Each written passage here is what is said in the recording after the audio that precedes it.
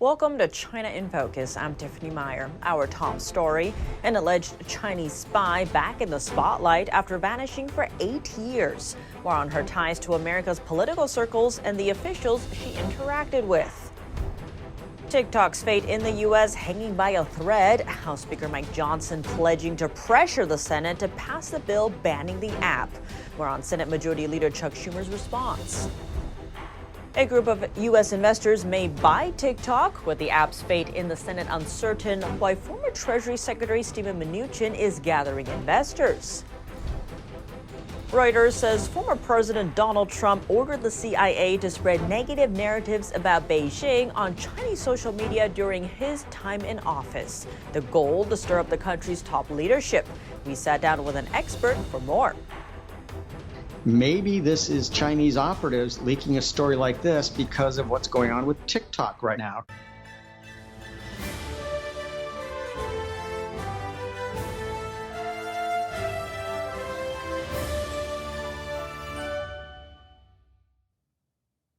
A suspected Chinese spy making a rare public appearance after vanishing from the public eye for several years. The name Fang Fang once went viral in the news cycle when federal investigators learned of her alleged espionage activities in the U.S. She was recently seen dining with one of China's most prominent political influencers, Hu Xijing. In a social media post, Hu said Fang Fang's departure from the U.S. was driven by her loyalty to China, and that she was offered $1 million to cooperate with the FBI and CIA. But why was she a target for U.S. intel agencies? Fang Fang graduated from Beijing's University of International Relations. The school reportedly provides training for Chinese intelligence officers and is directly affiliated with the regime's Ministry of State Security.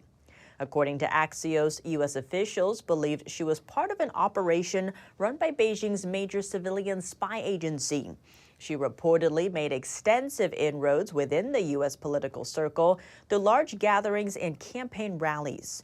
Her connections reaching from California's Bay Area all the way up to the United States Congress. Among all cases, her most well-known target was California Congressman Eric Swalwell. Fang Fang participated in his re-election campaign in 2014. Report says she also helped recruit at least one intern in Swalwell's office. In April 2021, the House Ethics Committee launched an investigation into Swalwell's relationship with her. Some members of Congress called for his removal from the House Intel Committee because of it. The California Democrat reportedly cut ties with Fang Fang after getting briefed by federal investigators. He was not accused of any wrongdoing. Besides Swalwell, officials said Fang Fang also had ties with several U.S. mayors, even engaging in long-term romantic relationships with some of them. Fang Fang suddenly took off from the U.S. in 2015, right in the heat of the investigation. Following her probe, the FBI began to focus extensively on Beijing's influence operations. The agency even established a unit aimed at countering Chinese espionage activities at the state and local levels.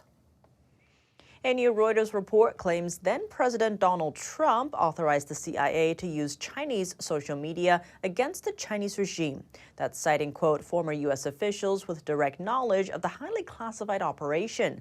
The effort allegedly started in 2019 and hasn't been previously reported. The Reuters report says the CIA launched a campaign under Trump to sway China's public opinion against its leader Xi Jinping.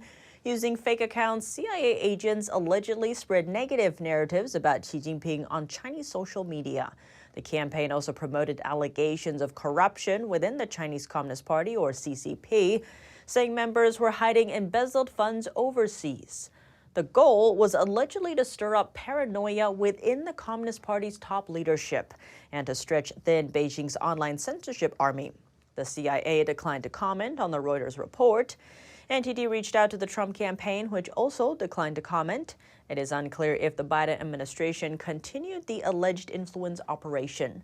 The Reuters report comes as a U.S. bill makes its way through Congress, aiming to force China's ByteDance to divest from social media platform TikTok. On the other hand, Beijing has been waging disinformation campaigns against the U.S. In 2023, a report said a Chinese firm has been pushing narratives critical of the U.S. using over 70 fake news sites and social media accounts. To discuss the CIA's alleged influence operation against China under Trump, we spoke with John Mills, retired colonel and senior fellow of Center for Security Policy. John Mills, thank you so much for joining us. Great to have you back on the show. Thank you, Tiffany. Always an honor to be on the show with you. Now let's talk about disinformation. So 3 former officials told Reuters that President Trump had ordered the CIA to create a small team using fake internet identities to spread negative narratives about China's top leader Xi Jinping. How reliable is this to you?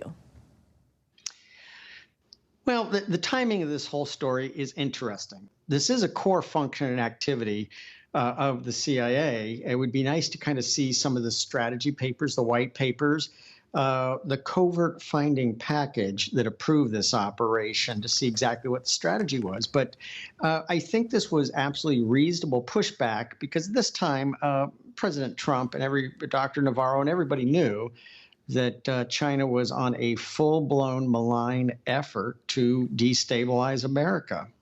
We do know that China has been spreading a lot of disinformation or even meddling in elections, whether that's Taiwan or even in the U.S., the 2022 elections.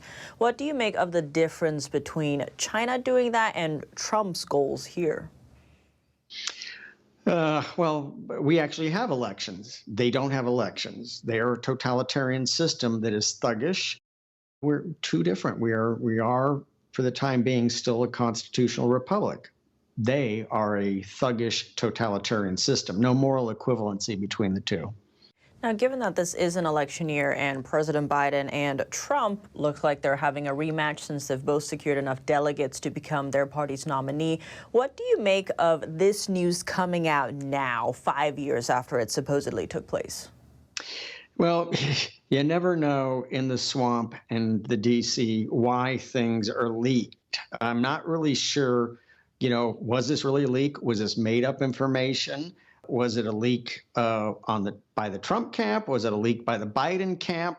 It's really unclear. I mean, you could play this and strategize this in a number of different ways. So it's a little perplexing. This is one of those leaks that, if it is actually a leak and it's not made up, it's a little unclear what the gameplay was for this leak. Now, the CIA has refused to comment on the Reuters report, at least so far, but China has said statements. A spokesperson for China's Ministry of Foreign Affairs said the report proved that the U.S. government uses the, quote, public opinion space and media platforms as weapons to spread false information and manipulate international public opinion. What do you make of China's statement here? Well, part of this maybe this is a double, triple fake out on this leak. Maybe this is Chinese operatives leaking a story like this because of what's going on with TikTok right now. TikTok has finally looks like there is strong bipartisan support to remove TikTok, which there is nothing good about TikTok. It is absolutely Chinese mind control, psyop, disinformation, all of the above. Nothing good comes out of allowing if TikTok was good, they'd allow it in China. They don't allow it in China. That's the metric and the basic. So who knows? Maybe because they feel so much pressure because of TikTok, maybe they planted this story. John Mills, thank you so much for your time. Tiffany, thank you so much. Always an honor to be on your show. The battle over TikTok's future is intensifying. House Speaker Mike Johnson saying Wednesday that the House would apply every amount of pressure on the Senate to approve the bill targeting TikTok. The bill passed the House Wednesday with overwhelming bipartisan support. It aims to force TikTok to split from its Chinese parent company ByteDance. If the sale doesn't happen within 5 months, TikTok would be banned from app stores in the U.S.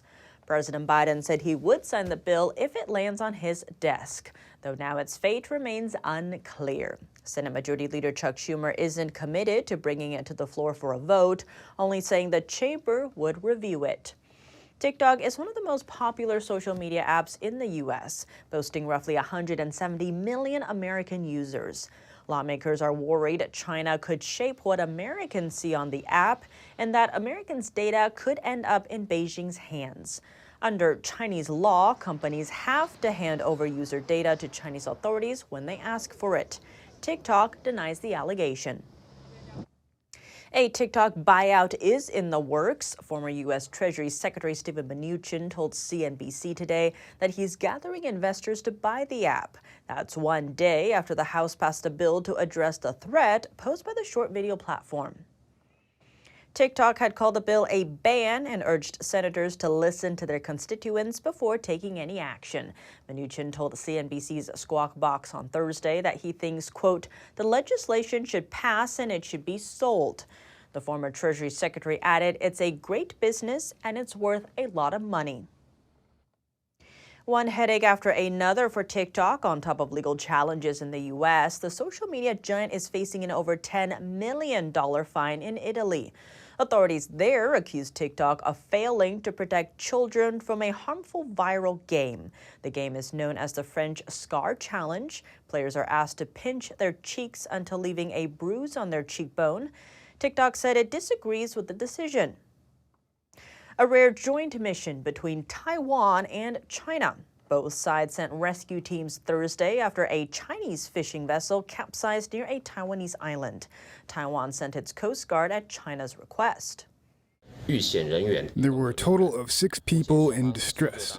And at present, with the joint efforts of the search and rescue units of the two sides and the garrison of Dongding Island, 4 people have been rescued, of which 2 are alive and 2 have no signs of life.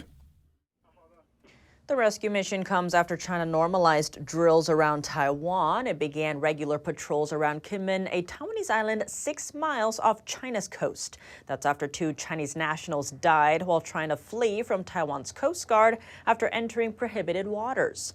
China said they were fishermen. The Chinese Communist Party sees Taiwan as part of China and vowed to take it under control by force if necessary, despite never having ruled the island. New numbers are in. Officials say 7 were killed and 27 others injured in a deadly blast in northern China Wednesday. The explosion site is 1 hour from the capital city, Beijing. Taking into account the regime's history of covering up disaster casualties, the true death toll remains unclear. The explosion took place at around 8 a.m. Wednesday, followed by another explosion an hour later.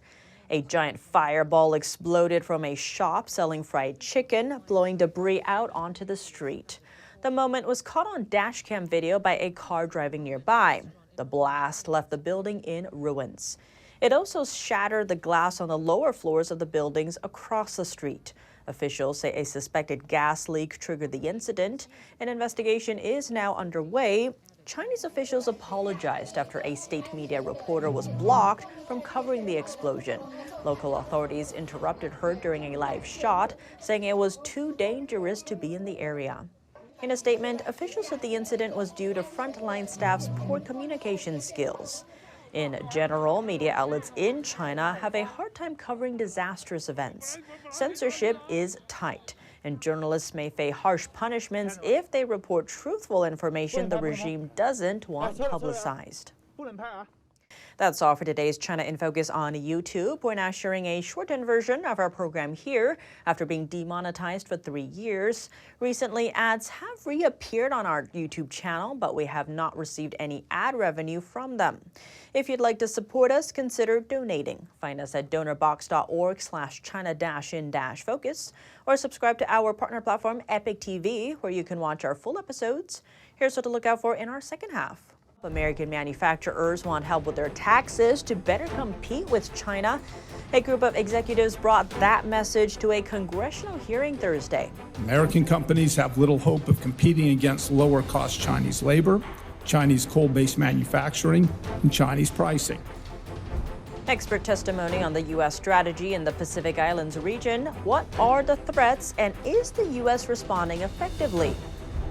And a bipartisan bill strategically crafted to deal with Chinese Communist Party influence in the Americas. More details on newly unveiled the Americas Act after the break here on China in Focus. Thanks for watching China in Focus. I'm Tiffany Meyer. See you tomorrow.